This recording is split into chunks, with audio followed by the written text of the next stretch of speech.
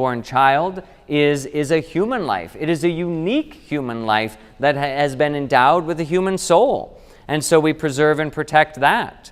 We preserve and protect the dignity of life of the sick and of the elderly and of the dying. And it's interesting, we always, human beings have this desire to make the exceptions always the rule, and to create those kind of scenarios and to flip the switch, in a sense, in our mind. That euthanasia, the premeditated killing, either actively or passively, of someone who is elderly or sick or dying, to cause that to happen, is something that we translate into our minds as dying with dignity, or a mercy killing. That if I choose to die, then sure, someone can take my life. And it's painted then in almost virtuous terms, that this is a merciful thing. Because one of the things I think we all have found in the society in which we live is that suffering and death are regarded as the greatest evils. That morality is not really good or evil, but pain and death are seen by a materialistic world as the greatest evil, the thing to be avoided at all cost. And so if someone is suffering, that person no longer has value. They can't do anything that contributes to society. It really embraces a utilitarian mindset of who we are as a people. And when you're no longer productive, then now you're a burden.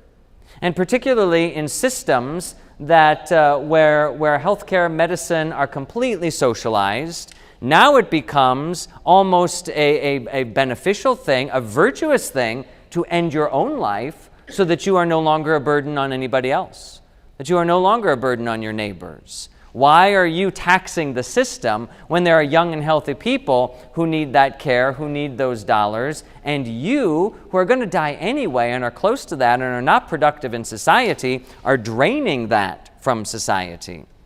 So we really are called to keep from turning people into objects, that we see people as subjects deserving of our care, deserving of those things. So we have that murder, we have euthanasia, we have abortion, we have suicide. Suicide also, it's a form of murder, self-murder. And this is one of those areas that people, get confused about, because suicide on the one hand is a mortal sin, a grave sin. But oftentimes then people ask, well, what happens to that soul who has committed suicide? If it's such a grave sin, do we understand them to be in hell? And I think the church, as she has journeyed throughout history, has learned along with humanity that most people, if not all, who take their own lives are struggling under some psychological, emotional, stressful burden that limits their freedom to make a reasoned choice.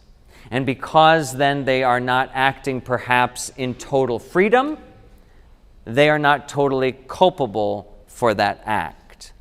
But what it does, again, it reminds us that when we look around at our neighbor, it's not only those who are physically ill, but also to pay attention to those who are mentally or emotionally or psychologically ill, because we have their lives as well. How easy it is where that can get warped and go down the path of destruction, the destruction of self.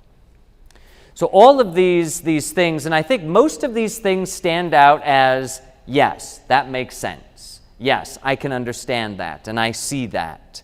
But there is always then the question, is it ever permissible to take a life? Is it ever permissible to kill? And there's really only one time that it is permissible to take a human life, and that is in the defense of one's self, in preserving one's own life. or those who are in your charge. But that comes with lots of caveats too, that we can take another person's life when it is not intended. I do not intend to end this other person's life. So in self-defense, or in defense of my children or my spouse or whatever, the attacker approaches, and my resistance to that attacker, my protection, my defense of that, what is my goal? To preserve mine and those who are in my care, to preserve their lives. And so I push back, I defend myself with as much force as is necessary to protect the life that I'm defending.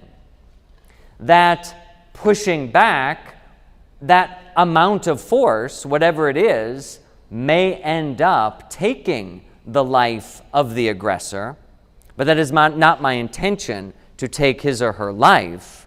It just so happened that the fight they put up required an equal amount of force back that was deadly. And my intention then is not to take that life, but to preserve mine and those lives that are in my charge. That then, from self-defense, leads to the just war theory. That what about those who are combatants and those who are defending society, whether at home or abroad, and you take the life of the enemy? Again, the just war theory really finds its justification in the notion of self-defense, that a nation, like an individual or a family, has the responsibility to preserve the safety and life of its people. And in order to preserve that nation from attack or from harm, it is possible to defend oneself and to push back with enough force to preserve and protect oneself or your allies, those others that you are defending. And again, sometimes that pushing back is enough force to end the life of the other. A defensive war may be justified. There's real theological doubt and argument about whether a preemptive or offensive war could ever be justified. The world is changing. Our intelligence is changing. The way we know what is happening in the world and then behind the enemy lines is changing. And so that's where the real debate becomes if a preemptive strike can ever be justified, because there has been no guarantee of attack. And when there is no guarantee of attack, how do I know that they were not going to change their mind at the last minute? How do I know that the plans were going to fall through at the last minute? Now I have taken a life, not in defense, but in offense. And that changes the frame of things altogether. The third question that is often raised is in capital punishment. Does a state have the right to end the life of someone convicted of a capital crime? And again, that falls within this defense argument, that the state has the right and the duty to protect the lives of its citizens and the livelihood of the state. And so the state has to be able to push back with enough force to preserve and protect. As long as the state can do that without bloodless means, the state is bound to that. Only when that is not possible to contain the aggressor would it be justifiable then to execute a criminal or someone with capital punishment. And that's something that has developed over time, because of course our system of protection and our penal systems and our imprisonment systems and justice systems, etc., have developed over time. Back in an earlier age, not that possible. Not possible to do that. Or someone could be so totally dangerous that it's not a physical threat, but a psychological or a symbolic threat. And there was real argument back when Saddam Hussein was executed, was it necessary, or could he have been imprisoned for life? And the argument falls on both sides of that spectrum. On the one hand, there are those who argue that say, yes, we could have imprisoned him for life, and continued to show his weakness and continued to keep him from influencing society, and that would have been enough to preserve and protect. There are others who argued that said, as long as he is here, there are ways that he will get his message out and continue a reign of terror, and so it is impossible to keep him in that state. So there's real theological debate on some of those things. But the principle always stands. Is this an act of defense? And when do we cross that line? And cross it intentionally. So we have to ask ourselves, what is my intention here? It crosses the line no longer into mercy, but exacting a judgment and justice. That when it comes to capital punishment or even euthanasia or war, whenever we talk about the offensive or deliberate death of the other, now I am no longer responding, but I'm not allowing for an opportunity of repentance. I'm not allowing for an opportunity of conversion. I have made the judgment, and I have brought the apocalypse here today for that person. Would I want that for myself, who also am guilty of sin in this world? Granted, it may not be as grievous, but nevertheless, I still want that time to convert. We owe that to our brothers and sisters to have that time.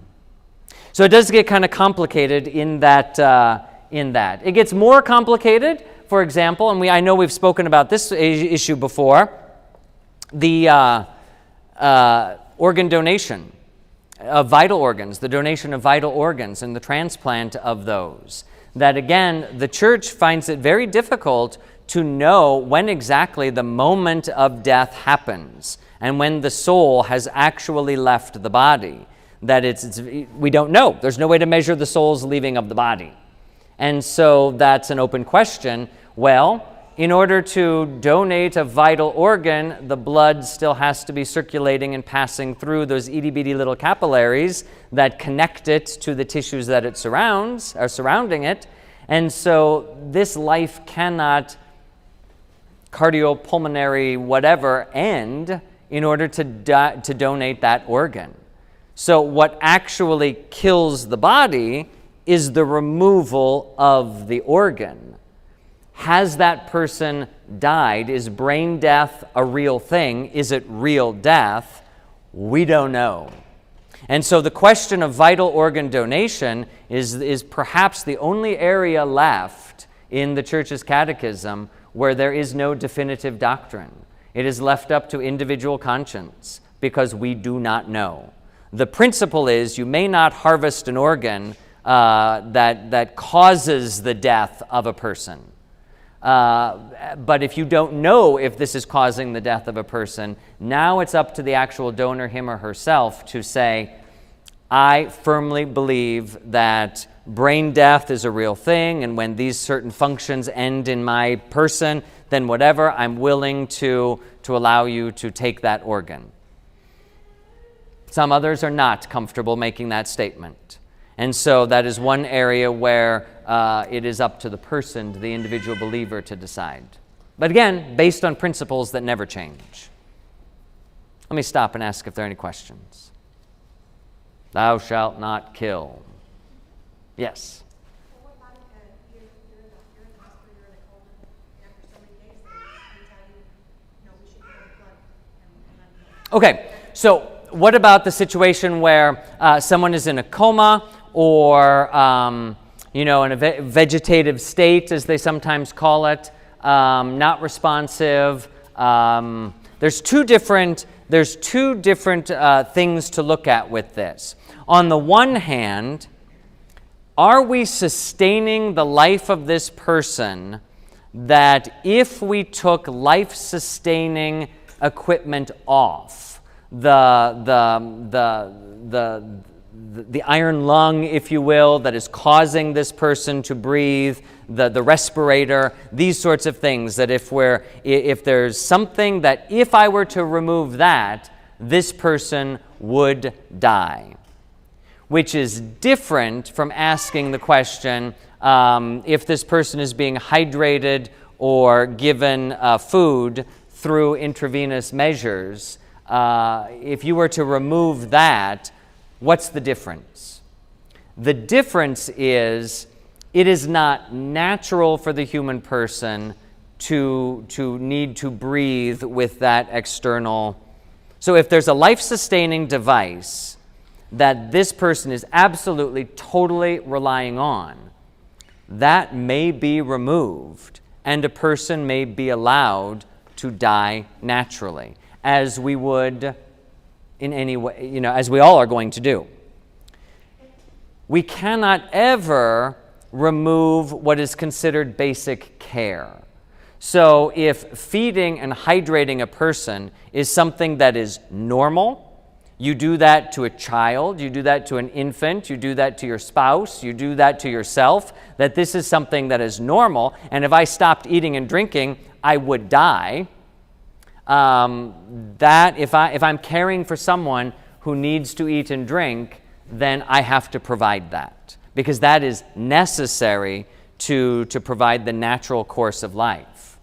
Unless the body is unable to metabolize those things anymore. So when the body is dying, you can pump food in, and it's not going to do anything.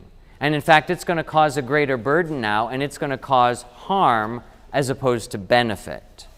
So the difference is, am I removing something that is extraneous to a person's existence and letting them die naturally? Extraordinary means. That would be the theological term. There's extraordinary means and there's ordinary means. Food, shelter, clothing, these are ordinary means of care. A respirator, etc., these are extraordinary means of care. And so we can always, quote unquote, pull the plug, letting go of the extraordinary means of care, especially if the prognosis is not good. Like, there is no chance that this is going to get better. We can never let go of ordinary means of care unless the body itself is rejecting them. So you still have to bathe this person, you still have to care for this person, feed this person, give water to this person, if they are capable of that.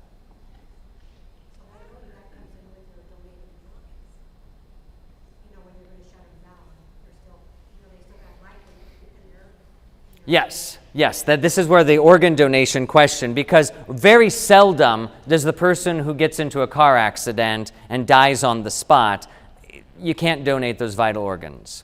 It's the people who are persisting in the hospitals and are maybe unconscious or quote-unquote brain dead or in a vegetative state. That's where the real question comes into play. Okay? Yes? So in the context of like cancer treatments, chemo, things of that nature, anything that those would be considered, I guess, extraordinary by that definition. So it's really, it would be up to the patient to determine what is the best course of action for the prolonged life and well-being of them, as opposed to taking aspirin to a headache. Right. So when you're talking about medical care and intervention, where does that line get drawn? If you're undergoing cancer treatment, if you're taking Tylenol for a headache, what am I bound to do, and what am I free to let go of? Again, it always kind of asks the question of what is ordinary and what is extraordinary, and that is, interestingly enough, a subjective reality. Because what is ordinary in the United States is not ordinary in other countries, or in some countries in Africa or South America or wherever. And so the standards, the greater your ability, the greater your responsibility. So if we are able to do things that are to care for people, then we should avail of ourselves to those. Unless that care and that treatment becomes where the burdens outweigh the benefits. And so if you are a young, healthy person and you've received a cancer diagnosis, I'm thinking prognosis, that's not it, a diagnosis, and they say, here is the chemotherapy treatment, the radiation treatment, whatever kind of treatment, you probably have a moral obligation to pursue that. If you are already have lived a full life and you're frail, and you know that, and they tell you, this chemotherapy, this radiation, it is going to, the chances of healing, getting through this, very slim, and the rest of your days are going to be miserable. That person might say, then I would just rather let nature take its course and die a natural death. So you kind of have to weigh the burdens against the benefits. When do the burdens outweigh the benefits, and make that informed decision? So this is why living wills or things like that, written medical directives, are very dangerous, because every single situation is time and specific moment dependent. And it's very hard to see every foreseeable possibility. It's much better to maybe have, your principles by which you would like to live and die, and to assign someone as your medical power of attorney to then make the active decision in the moment with the situation that is presented. Thou shalt not kill. Going once, going twice. Good. Then let's go on to number 6. Thou shalt not commit adultery.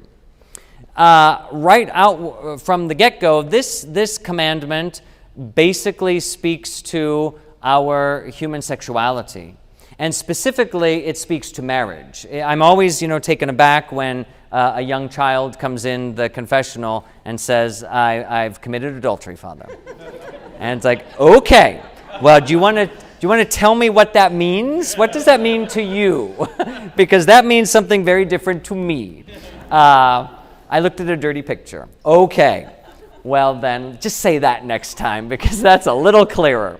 Thou shalt not commit adultery. Adultery is a specific sin that regards sexual intercourse outside of the bond of marriage. And so it assumes then that this person is married and that they have had intercourse, sexual intimacy with someone else. So they have broken the bond of marriage. They've been unfaithful to that bond of marriage, which is destructive to society. It's destructive to the family. It's destructive then if the family is destroyed, then the basic building block of the community is destroyed, and so it just starts a chain reaction event. That fidelity, that faithfulness, all of that within the confines of marriage is so important. But it really speaks to our sexuality, our human sexuality, and living chaste love. So again, one of the things that I think a lot of people forget, and when I work with married couples or couples preparing for marriage, I like to remind them to this, that essentially every human act is a sexual act. That we are created male and female, and there's no getting away from that. You will do everything in your body until you die. And so everything that you do in your body is going to be somehow a communication of your sexuality. Your sexuality is the ability to give yourself to another and to receive another into your own life. And you can see that obviously in sexual intimacy, where the very act where that takes place. But every other time that we share ourselves with another person is a sharing of our sexuality. That I am giving myself to you in some way, and you are receiving that. And you are giving yourself back to me in some way, and I am receiving that. And that creates a bond, and it creates life between us. There is a friendship that blossoms. There is other things that come out of that. And so on and so forth. So our human sexuality is not just intercourse. Sexuality is our relationships with everyone. Parental, sibling, spousal, friend, you name it. Every one of those involves sexual sharing. The ability to share myself and the ability to receive someone else into my life. So how do we do that chastely? How do I have a relationship with my spouse, with a friend, with a family member, with someone of the opposite sex or the same sex or whatever? How do I have those relationships that are chaste? And it understands that intercourse is not just an animalistic act, that we are called no longer to be animals, but we are called to be the children of God. We are called to be something more than that. So our sexuality now is governed by our ability to reason and to choose. And so we do not reproduce, we procreate. So as human beings, we are called to work with God in giving life. And that happens as God himself gave life. It was God who loved, and in his overflowing love, life was generated, and the world came to be, and it multiplied. And it is one of the first things God said to Adam and Eve. He gave them stewardship of the earth, and he said, be fruitful and multiply, so that we are to be responsible in bringing forward life into this world. And marriage has been established as the place, the foundational place, the stable place where that can happen, that best mirrors God. And so the sixth commandment really guards human relationships, particularly in where and how we give ourselves to the other. What is appropriate in this relationship? And how does this relationship get defined? And so husbands and wives have a particular kind of love that they share. So adultery is the violation of that. But then we attach those other sexual sins to that in this commandment because it's all related. Fornication is the definition of marital or intercourse outside of the marriage bond. So the adultery is breaking the marriage bond, and fornication is premarital sex, if you will. It is the breaking of the marriage ideal in another way.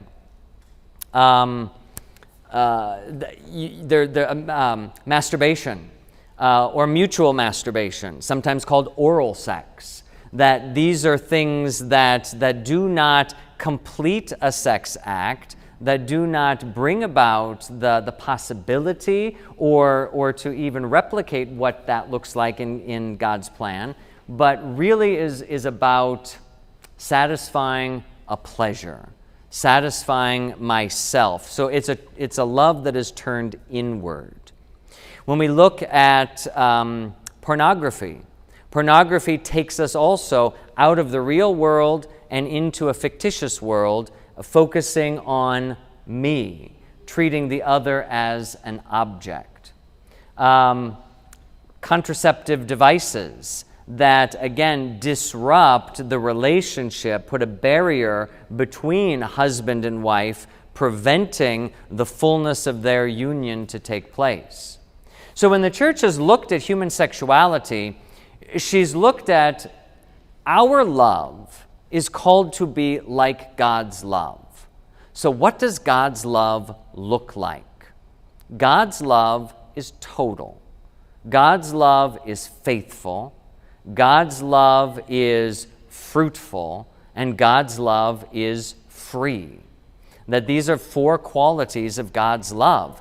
And that is what our love is to be. So rape, obviously, is a violation of so many things, but it takes freedom right out of that equation. That is not God's love. There is no freedom there. Faithful, that is what the marriage bond is, that this is completely given to one another. Total, my whole self, and I accept your whole self, and there is nothing that is between us.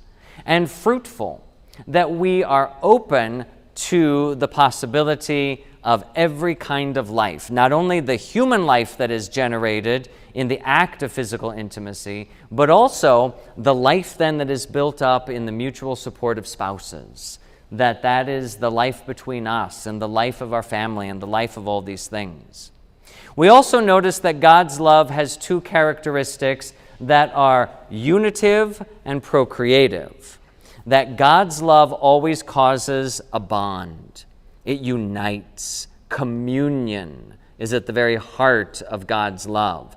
So our love ought to also cause communion.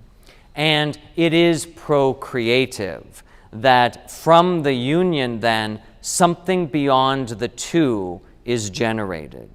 And that then is a symbol of God's love. So when we look at our human love, whenever one of those things are missing, it is a sin against God's love. We're misusing our human sexuality, that we are no longer acting in one of those ways. Questions? Man, we could probably go down many millions of rabbit holes here. How do you teach family-based information about adultery? How do you teach this to kids? Especially if you're talking to in CCD or whatever, like when you teach the commandments to kids and try to explain this and being faithful. So I highlight that. So what does this mean? This means that we are, all of our relationships demonstrate a love that is appropriate.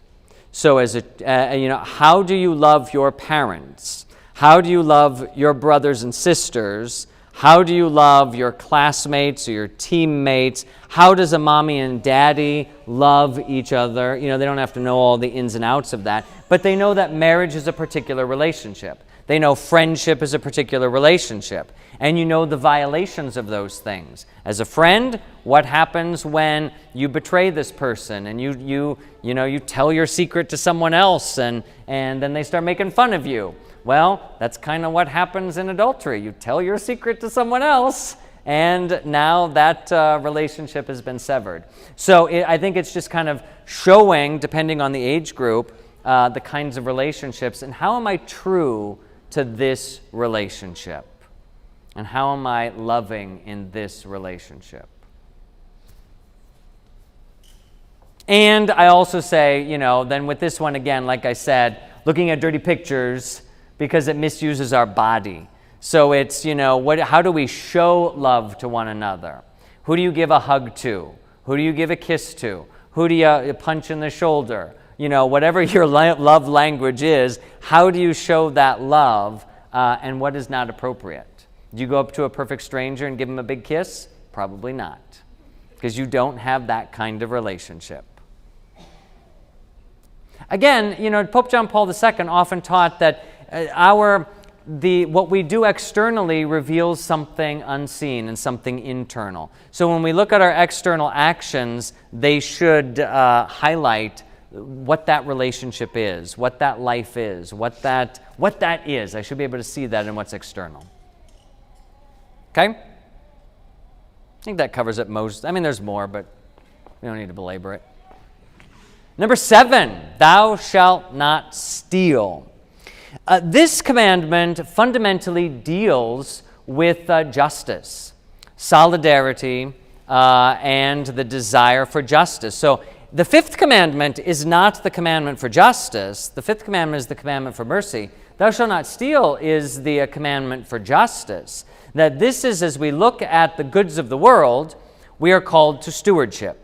So again, it goes back to our original dignity created in the image and likeness of God, given the world to cultivate and to share and to care for. How do I use the world appropriately? And am I respectful of the relationships then outside of myself, in this community, in this nation, in this people, whatever. So thou shalt not steal. Stealing, cheating, all of these things are ways where I take something that does not fundamentally or legitimately belong to me. But I also have to think about that too in the other side, like, am I trying to preserve the justice of another?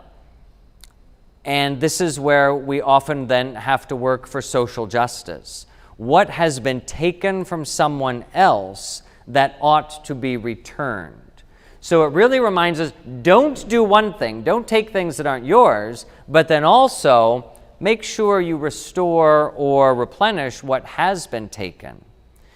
Vandalism, violence, these sorts of things violate the seventh commandment, that we do fundamentally have a right to property because it was given in Genesis. Here is the world, it is yours, care for it. And so human beings are permitted to own property, to own things, to care for them, but not to use them in such a way that it takes away or destroys what is rightfully someone else's. Questions? Yes. So is that kind of why, like in layman's that he takes the loaf of bread and it really belongs in the baby's tongue, right? It doesn't really belong in the store shelf. Can you kind of touch on that a little bit? Or? Is it right to steal? Well, that's what So Michael is looking for how can I steal something and get away with it? Yes. Yes. Okay. Yeah, these are those moral questions that if I am impoverished and I am doing my best I'm trying to work and I can't get the job or whatever that for some reason and my family is starving, am I right to steal in order to feed my family? I'm going to say no in principle. Because that is not what Christ showed us. That would be more of the liberation theology sort of mentality, where I, as the one who have been cast down, have a right to take back. But what Christ taught was that those who have the ability ought to care for those who have been cast down, for the least of society. So what I should do as a person of means is I should buy the loaf of bread and give it to the person who needs it. And this is why when the person who has nowhere to turn and feels their only recourse is to steal that bread, who is more guilty? Perhaps it is me sitting over here with all of my stuff who have not been charitable, and I will be the one that will be judged for perhaps that person's action. That when we push someone, that's the suicide question. Because if I am a father and I'm watching my children starve, I have a right to defend their life. And I'm going to go out and take that bread to keep them alive. I think that father's action would be, while it is wrong, he's probably not culpable for that act. And so who's culpable then is the question, because there's always culpability. Who's culpable? It's perhaps the wealthy who are not doing anything with their money. Good question. Number 8, thou shalt not bear false witness. Don't lie. Value the truth. And this obviously deals with oaths, perjury, speaking the truth. But it also touches on some of these other things like detraction. Detraction is telling the truth, but I shouldn't. So I may be telling you all about so-and-so over here, and it's true, that's his or her fault. Let me tell you what she did and how he messed up and what's going on in their family, and everything I'm telling you is true, but you don't really have a need to know that. Even though I'm telling a truth, I am harming someone's image and reputation by saying something that doesn't need to be said. So detraction is a sin against the truth because I'm not careful. I'm not a good steward of my lips and the information that I have. This is where social media and even the mass media, what are we announcing to the world? What am I posting? What am I sending out there? What am I saying? Is it factual? Is it true? Is it promoting harmony and goodness? What is going out there? That has to be very carefully curated as well. So the responsibility of communicating the truth. Gossip. Gossip can sometimes kind of wrap into this one, and gossip can tie back to the 5th commandment. Because gossip has a way of killing a person's reputation. It has a way of destroying a person's image and therefore destroying a person. And so gossip, again, it may be true, but does it need to be said? And we have to keep in mind that not everybody deserves the full truth. And we have to ask ourselves, what is necessary in this conversation or in this question? The Nazi who knocks on my door to ask if I'm harboring Jews downstairs does not deserve the full truth, because that person is desiring to kill them. They're not telling me that, but I know that. And so I'm going to invoke the self-defense clause, and I'm going to push back with this much force, and it's going to be a violence against the truth, but it is necessary to preserve and protect those in my care. So I don't have to, not everybody is entitled to certain information. Someone might ask you, well, do you know about something and so? I might. Are you going to tell me? No. Because that's not really any of your business and you don't need to know that. That's information that doesn't belong to you. If your child asks you things that are beyond their ability to understand, you are going to tell them a different version of that truth, and you're not going to tell them the full truth. Mommy, where does babies come from?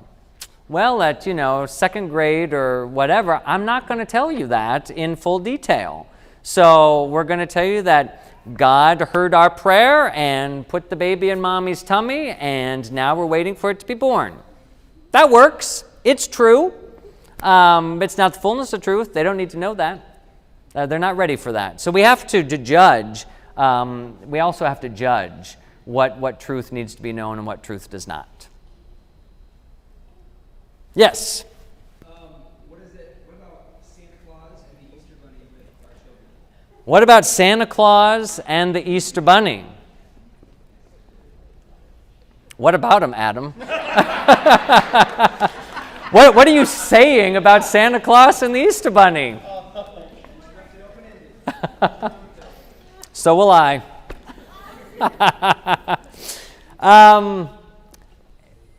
That is not a violation of the truth, in the sense that, if you're creating this completely, I don't know, maybe it is. Break the thing. Shatter it, Adam. Go shatter it for your kids. Just do it. No, that seems like, it's the same thing of keeping a secret of a surprise party. And I tell someone that it is not a falsehood that is meant to hurt, to harm. What is the intention behind that action? It really is, it ties to a truth, and it is a version of the truth that they can accept at that time. That there really are miracles that are worked at that time of year, and great gifts are given. And this is a way to start understanding that they need to believe in something bigger than going to the store and buying something. Okay, number 9 and number 10. We'll kind of group these two together. Thou shalt not covet thy neighbor's spouse and goods. So these tie to 6 and 7, but they're a little bit more of the internal stuff, that how I desire and wish for and want. It's the envy and the jealousy that kind of wrap up there within us. And so again, it objectifies others, and it objectifies the things of the world rather than caring for them, treating them as subjects. It violates those first 2 commandments. Or not the first 2 commandments, the first 2 things that God gave us. Here, stewardship and love. That I want you to care for the earth, and I want you to love appropriately, and I want you to bear fruit. And so these 2 commandments, 9 and 10, what am I desiring? What am I thinking about? The Lord Jesus said, when you look at another with lust in your heart, you have committed adultery already against that person. Because what's internal doesn't take long before it gets externally realized, acted out upon, etc. So it really is, what am I doing to live in virtue? What am I doing with my mind to keep that where it needs to be? My relationships and how I live those out. So again, it points back to 6 and to 7, but it's more of the internal stuff that leads there. Questions about that? Envy, jealousy, desire. I mean, we kind of talked about those when we were talking about vices and virtues. Okay? We have a couple minutes just before we wrap up. So any kind of overall questions of these commandments or a particular moral issue that you have a question about or a thought about or want to ask about that we can pick through? Life and death issues, Santa Claus, Easter Bunny issues. I mean, we're really taking all ends of the spectrum. Is there a way to justify, I don't want to say cheating, on taxes? If you could make I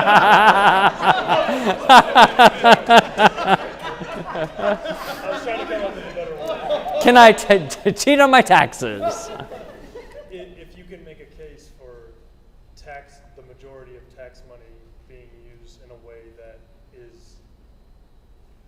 goes against the morals of the church or against I think it's very hard to when it comes to taxes. Can you make a case for avoiding taxes or whatever if you know that a lot of the money is going to support things that are immoral and contrary to the church's understanding or God's will? You have to start looking at the questions of what is my level of participation in the thing about which I am speaking? And that, am I actively participating in that, or is this something called remote participation? That I am so far removed from that thing that really you could almost then look at any act that your act of living in this country and doing things and engaging in commerce in any way, shape, or form, in investing in the stock market, whatever, that you are going to be remotely guilty for everything. And so I think that once you start moving into this area of remote, where you have to begin drawing this maze to get to, see, I'm paying my taxes and it's supporting abortions, well, probably so is me buying asparagus, because, for whatever reason, that you could draw some connection. It's the 6 degrees separation, that once you could probably very easily do that. So what is the purpose of taxes? What is the purpose of this tax money? We all want certain services in the United States. We all expect certain things, and we have a social responsibility for one another, and that's probably the first thing that comes up. There are going to be some immoral things out there, but that's going to be in every way of life. So unless you're committed to being a hermit, then you should pay your taxes. Yes? Does the church have any kind of teaching on hospice care? On hospice care. I don't know, specifically. Can you be more specific with the question? Well, because when a person goes into hospice, they're dying stages, but then they're giving them some things, like usually just painkillers. Right. I mean, the church is not against hospice care. Right. So hospice care, palliative care, particularly in Pius XII spoke about this, that when a person is in such great pain or near death or that, and there are helps to that person, helps are going to shorten the lifespan of that person, so long as that is not the intention to kill them, but to take away the pain. So I can give you the morphine, even though I know that that's going to wreck your body and probably take years off of your life or whatever. You're justified in doing that because in this case, again, the benefit outweighs the burden. I don't want to start anything here, but that would be the argument for medical marijuana. Quite honestly, that if this is used for the purpose of alleviating the pain where nothing else is able to do that in a medicinal fashion, you could make an argument for that same thing. Even if it has adverse effects on the body, if its benefits outweigh the burdens and it is not a greater harm.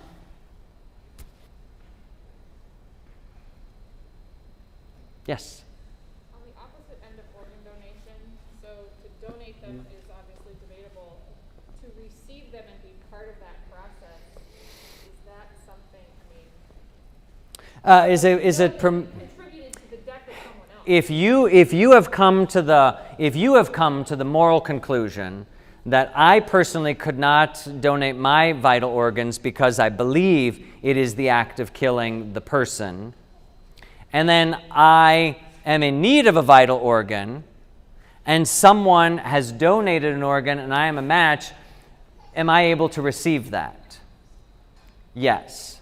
And I don't think that it's hypocritical, because in this case, again, this is where a personal conscience question. If you can say, well, I could not do that myself, but you have come to that decision where you are willing and able to do that, then I respect that, and I respect your choice in that, and you desire someone to benefit from that. And even though I could not myself do that, that doesn't preclude me from receiving.